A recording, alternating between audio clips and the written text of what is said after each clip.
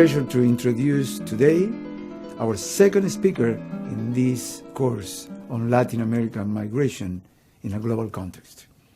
Today, we will have Professor Jeff Cohen, who is a colleague at the Department of Anthropology at The Ohio State University. He will be talking to us about contemporary Latin American migration. I hope you will enjoy his talk. Hi, my name is Jeffrey Cohen. I'm a professor of anthropology at The Ohio State University in the Department of Anthropology. And today I'm going to talk for a little while about contemporary Latin American migration. My talk is organized into 4 parts, and we'll take a short break between each one. And we'll cover issues like migration, the motivators for migration, the patterns of migration in Latin America, trends in movement across the border. Then I'll finally finish with some examples from the research that I do, which takes me to southern Mexico into the state of Oaxaca, one of the regions that sends a number of migrants to the United States. So we'll cover all 4 of those parts. So I'll start with some of the motivators that are driving migration. Part 1, migration and mobility, some of the basics. So if we're looking to define migration, there's lots of different ways to think about migration. Not all movement is the same.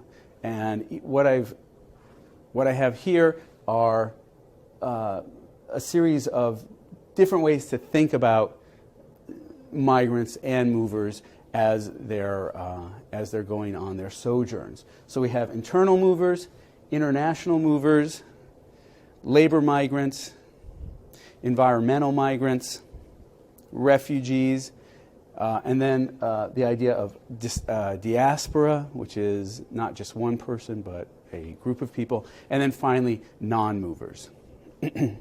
Internal movers are people who are traveling within a country.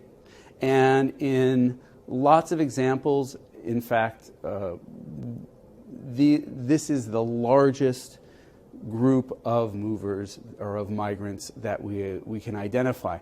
However, generally, when it comes to issues of migration, what we're interested in are international flows, looking at the connection between, say, a place of origin, a place like Mexico or another part of Latin America, somewhere in South America, Peru, Colombia, so on, and the United States. Internal movement, on the other hand, would be migration within a country. So these would be people who are starting in one part of their native country and going to another. Very often, this includes rural to urban migration from the countrysides of countries to major cities. This would be, for example, the movement from, say, the southern parts of Mexico and rural parts of the states of Oaxaca and Chiapas, Michoacan, into places like Mexico City, to tourist destinations like Cancun, and to border cities like Tijuana.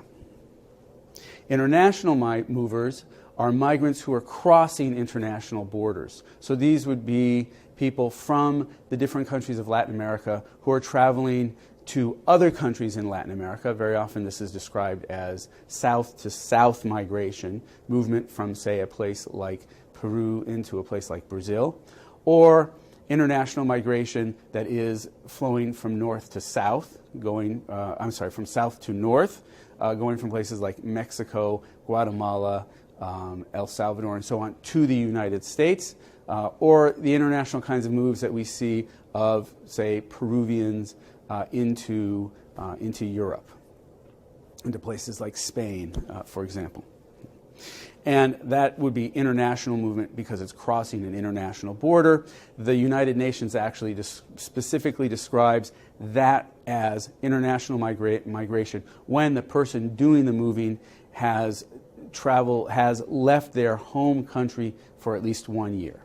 Okay, then that's what they call that's what they define as international migration. I think one of the things that we find in our research from anthropology, from sociology, is that we need to be a little more flexible with these kinds of ideas of international movement, because we know that there are people who, for example, are going to be crossing international borders on almost a daily basis, sleeping, in fact, in their country of origin and working across the national border. This is something that we see along the U.S.-Mexican border and so on. Okay, labor migrants is a very specific way to talk about people who are traveling specifically for work. Okay, so a labor migrant is somebody who is making their migration to find labor. An environmental migrant is a migrant who is traveling in response to or in anticipation of some sort of ecological event, environmental change. This is an important part of the migration story when we're looking particularly at South American rural communities that are dependent on glacial-fed water, because those glaciers in places like Peru are disappearing quite rapidly. That is putting a lot of pressure on people, and one of the responses is to migrate. And the migration that comes out of that situation can be internal, moving from rural parts of a country to urban parts of that country, or it can be international, moving from that country of origin to another country. We can also talk about refugees. Refugees are basically used to describe a forced migration. This is a forced displacement in response. This is typically in response to some sort of political or environmental change that is going to take place, that is going to, in fact, jeopardize life in a place of origin and put pressure on a population to leave. And so, for example, when there has been political unrest in Central American countries, one of the responses has been migration, and those people are, in fact, refugees. And refugee status is something that can change over time. It's something that, for example, has changed for El Salvadorians who are in the United States. They had been refugees, and now very often they're not considered refugees any longer, and that does have an impact on their status in the United States and shifts the kinds of aids and support systems that they can find. Okay, the next piece is a diaspora, and in a diaspora what we find are people from a specific region or origin, sending region, migrating in large numbers and organizing themselves in a place of destination around around the culture and practices of the origin. So, for example, the people that I study in southern Mexico, they tend to migrate to very specific places in the United States where they organize what are almost communities that are in fact reflective of or parallel the communities that they've left. And so one of the things that you'll see in LA, for example, are Oaxacan neighborhoods that are populated by people from very specific communities. Even here in Columbus, Ohio, there's a community of Oaxacans who live as a group inside of the city, in a sense, creating a diasporic setting in which to practice their traditions. Okay. The last part are non-movers. Non-movers are the people who do not migrate, and one of the key pieces that anthropologists are able to study, that we're able to make sense of, are in fact non-movers. These are people who are parts of families that are very often families of migrants but are not themselves migrating. And the non-mover is more than just an anchor, more than just a connection to that home. The non-mover may in fact be part of the reason that we have a migrant. Okay, the person is migrating for or to support people that are back home, so to speak. The migrant is dependent potentially on people at home for support, and it may be, in fact, financial support that those non-movers are sending as the migrant, as that migrant establishes him or herself in their point of destination, because there's a lot of expenses that are involved. And there are a lot of connections that are going to exist between movers and non-movers over time. One of the things that's really fascinating is that these connections between movers and non-movers can, in fact, transcend generations, so that we have children and grandchildren of migrants in the United States from places like Mexico and other parts of Latin America that have never ever been to the homes of their grandparents, have never been to the countries of origin of their parents, and yet continue to send different kinds of support home. And that support may be monetary, it may be in terms of information, it may be in terms of just the connection that's going to support a future mover. Okay.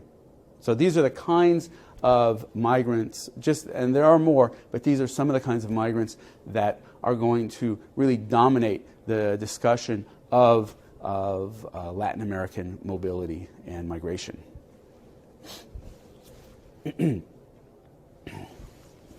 Okay.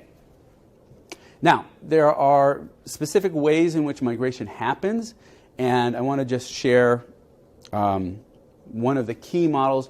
One of the ones, this is a model that tends to, it has a lot of use in explaining, or has a lot of value. This is a model that has a lot of value explaining how and why people migrate. And it's a push-pull model. It comes from the work of Everett Lee, who was working in the 1960s on migration. And what he argued is that there were key push factors, and these are unfavorable forces at work in countries of origin or in places of origin that are going to encourage migration. Okay? And we'll look at what some of those push factors might be. At the same time, there are going to be pull factors. Pull factors are favorable actions, favorable forces that are going to encourage migrants to come towards them, all right? So we're going to have push factors that are unfavorable forces that are going to encourage people to leave, okay? And pull factors that are these positive or encouraging forces that are going to attract people. And it can be as simple as saying something like, I can't find a job, that's a push factor. I can find a job there, that's a pull factor, okay? And in this photo here, in fact, this is Columbus, Ohio. This is one of the communities that sends a lot of people from rural southern Mexico to Columbus, Ohio. And you can just see, just even from these images, that it's very different, rural to urban. There are push factors working here, pull factors working in the city of Columbus. Okay? All right. So some of the push factors that we're going to see at work in communities, in regions. And these are push factors. They don't necessarily lead to international migration. That's one of the things that we're particularly interested in. But they can, in fact, lead to very localized kind of mobilities. They can lead to internal migrations. So a push factor may do nothing more than encourage you to go to, say, a city and go to school. Okay? So it might be the kind of thing where you live in a rural community and the push factors are going to say, I'm going to go to the capital city of the state and I'm going to find a job, or I'm going to enhance my education and my ability. Or it might be the kind of thing where the push factors are actually strong enough to say, I am going to leave. I'm going to leave my community and go to another country and try and work to succeed in that country. Okay, so of the push factors, then the first and one of the ones that we tend to look at a lot is a lack of work and low wages. Okay. And these are two things that go together, a lack of work and low wages. If there are no jobs, there are no wages. So that becomes a real problem. This is a real issue where there is very little infrastructure in a sending community. And in lots of rural parts of Latin America, there is lacking any kind of labor infrastructure. There are very few jobs, very few opportunities, and so people, if they want wage labor, are going to have to look elsewhere. Okay? There are also then differences in wages. Wages can be much, much higher in a destination than they are in an origin. And rural Mexicans coming to the United States, for example, can see a tenfold increase in their wages, if not more, just as they're crossing the border. Okay? But even going from one part of Latin America to another part, crossing the border between, say, Bolivia and Peru, can increase opportunities. Crossing a border between Guatemala and Mexico can increase opportunities. Crossing a border between Nicaragua and Costa Rica can change the opportunities for a migrant in profound and fundamental ways. Now, one of the keys, though, is to remember that in and of itself, that push factor in and of itself is not enough to change migration outcomes or to simply create migration. There are lots of other things at work as well. One of the factors that's also going to be really important in pushing people to leave are environmental or climatic problems that are going to face a community. Natural disasters, earthquakes, landslides, tsunamis, so on and so forth. Desertification. This is what's going on throughout much of South America, where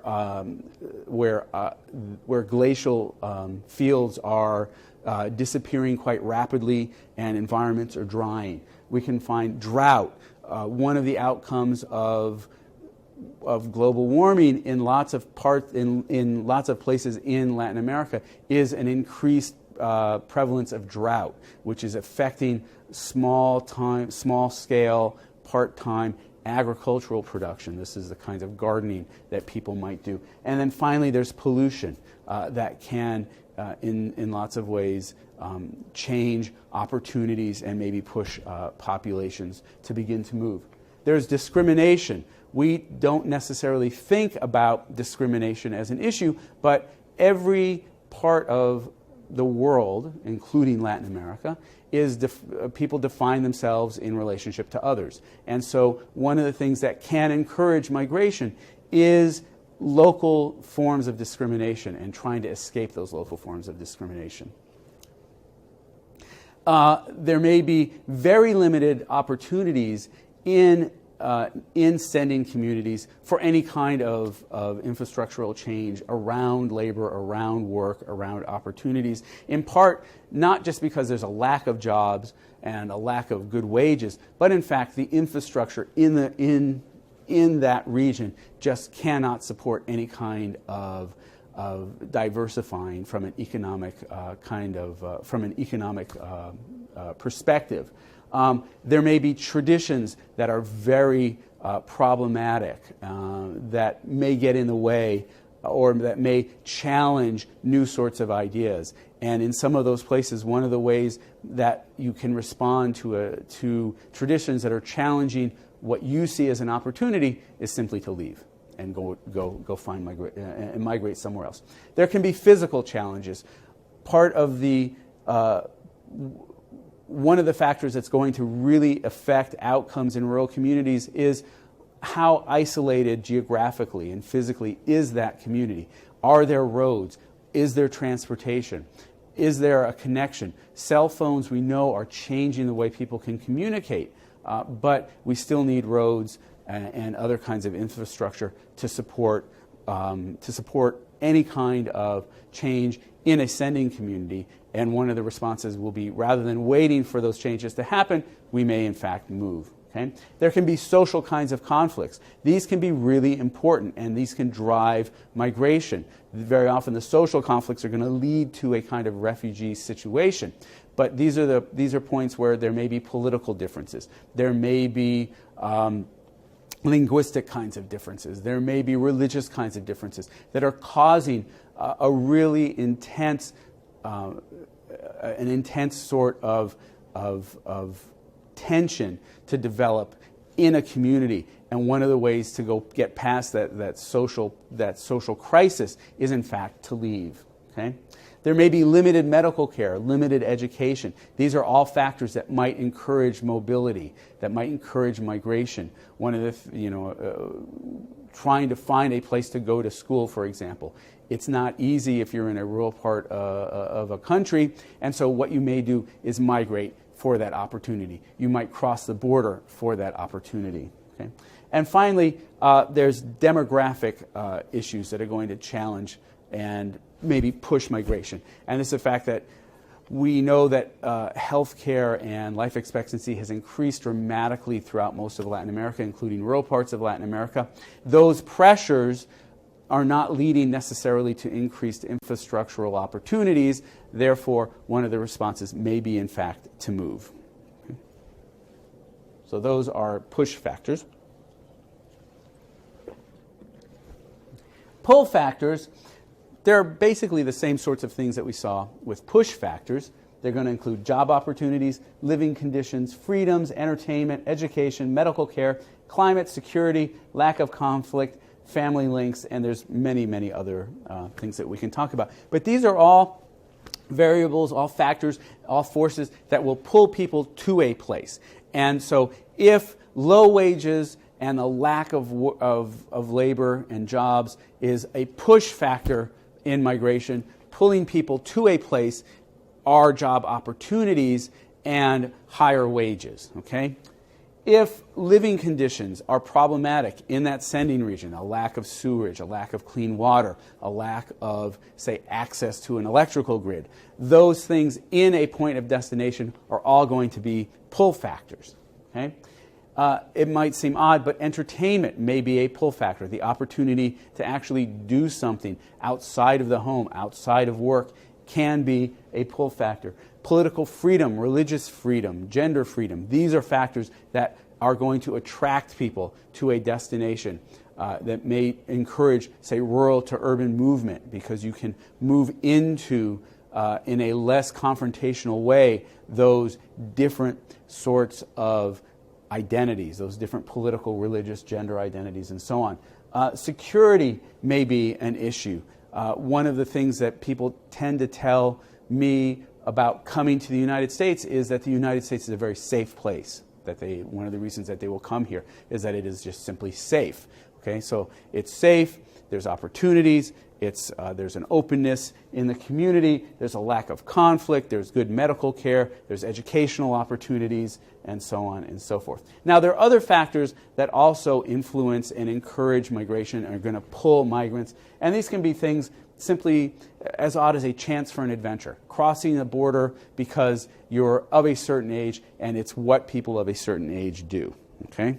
So these are some of the pull factors. Okay? We can look beyond push and pull factors, and one of the things that we can talk about is transnational migration.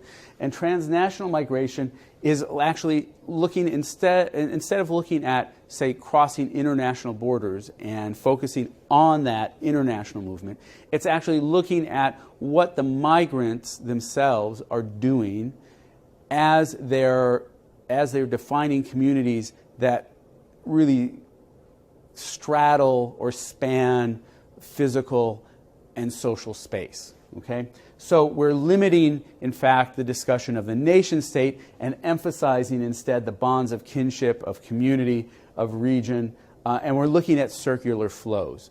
And one of the things that's very important here is to understand that we're not just talking about migrants going from place A to place B, from place of origin to place of destination. We're actually looking at how people, things, goods, information, opportunity, all kinds of different variables are moving between places and flowing in a circular fashion from the migrant who potentially leaves to go to their destination community, the ways in which the destination community may send resources back to the point of origin, The way that people at the point of origin, very often the non-movers, are going to send resources to the migrant. And one of the things that showed up in the news 2 years ago was the movement of cheese from sending communities in southern Mexico to communities in the United States, and that this cheese was very problematic because it was not pasteurized, so it was illegal. And these were people that were described as the cheese, was described as narco queso, which was drug cheese, I suppose. And it was described in ways kind of like drugs. But there's lots of interesting stuff moving back and forth between points of origin and points of destination, and in a circular fashion. And one of the things that we do is look at not just the people, but what the people are doing in points of origin and points of destination. So in the Andean region of South America, we know that there are Peruvians, for example, and Bolivians that are moving to communities in the United States and in Europe. And in those communities, they're not simply recreating Peruvian practices and Bolivian practices, but what they're doing is they're creating a hybrid and new ways to be a Peruvian in the United States, to be a Bolivian in Spain, and celebrating traditions, but celebrating those traditions in very new and very exciting ways.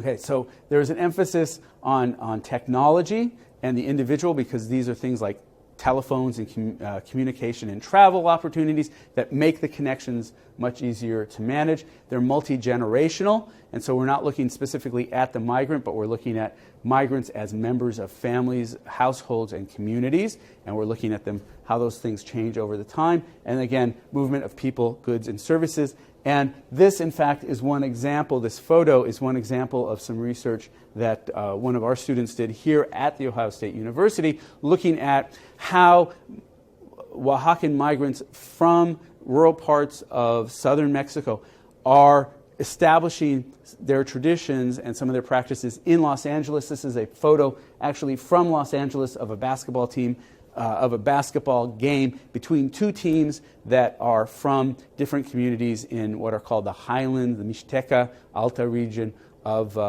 Oaxaca. And this is one of the ways that guys in the United States really celebrate and stay connected with their sending communities, is by playing basketball. And the teams actually go back and forth between Mexico and the United States, and tournaments go on in Mexico and in the United States, the players will move back and forth. So it's a really interesting process. When I started doing this work in 1992, and the Chicago Bulls were really, really popular, the most popular team in the community I worked in was actually called Los Toros. And they wore Bulls jerseys while they were playing their games. So it's that kind of a connection. So this actually builds on the push and pull models and says that there are cultural things that are going on that may in fact be far more important than any push and pull in the process of migration. Okay. So now we can look at some of the outcomes of mobility. Excuse me. All right, so some of the outcomes of mobility include assimilation, a segmented assimilation, and the creation of ethnic enclaves. And we can see all three of these things happening. They actually happen if we're working in Columbus, Ohio, or we're working in Los Angeles, California, New York City, New York, or maybe somewhere in Texas or Florida. Assimilation is where the migrant is going to assume the trappings of his or her destination. They're going to be kind of, I guess we would say they're Americanized, learning English, becoming a part of our, what we might think of as our shared cultural traditions, and really leaving behind the cultural traditions of their past. Okay? This, in effect, assimilation is never as clean as the way I just described it, of course, because assimilation does not happen like that. People pick and choose the pieces of their world, and just because, for example, a migrant perhaps continues to speak Spanish in their home community or in their household does not mean that they are more or less American. Okay, these are just variables and factors that we could look at in terms of a population joining in the shared traditions of their new home, or continuing the celebrations of their of their sending communities. Okay? Now, where this becomes very problematic is actually in these two additional ways, outcomes of mobility, where we might have segmented assimilation or the development of ethnic enclaves. In segmented assimilation, the migrant is not necessarily going to assimilate. In fact, very often what the migrant is going to do is assimilate in a very specific and very problematic way as, say, a very low status service worker in their country of destination.